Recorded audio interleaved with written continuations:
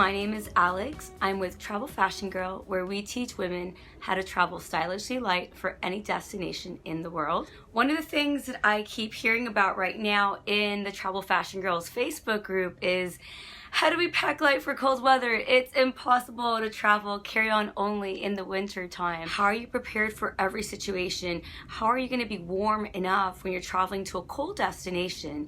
And how are you not going to travel with a giant oversized suitcase? Yes, it's more challenging to travel lighter in the winter time, but it's not impossible. We're going to start off by talking about a few basics. Now, why is winter travel so much more difficult? Not only you're going to be sightseeing, but you're going to be in the cold weather potentially. You're going to be walking outside for hours.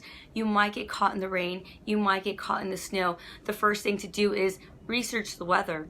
Find out exactly, well, how cold is it going to be? Because what I might find cold, you might think is a walk in the park and it's sandal weather. Everybody feels the temperature differently based on where they grew up. Yeah, I might need thermals and all these things to make me feel warmer, but you might be coming from a destination that's even colder, so you might need a little bit less. So always check the weather so you know what it's like in comparison to where you're coming from. In addition to just checking the temperature, look at the wind chill factor. Let's say it's 70 degrees. That sounds warm, there's sunshine, but if it's windy, that wind chill factor can make you feel a lot colder. Likewise, when you're looking at the weather, look to see if it's going to be raining. For example, somewhere like Hawaii or Playa del Carmen where it's tropical, it might look like it's going to be raining every day and it actually might not be raining. Maybe there's a little spout of rain here and there. Look at the different times, because sometimes it shows rain in the forecast, but it might be at 4 in the morning or between 1 a.m. to 4 a.m. It might not be raining throughout the day. So these are the different variables that you should look at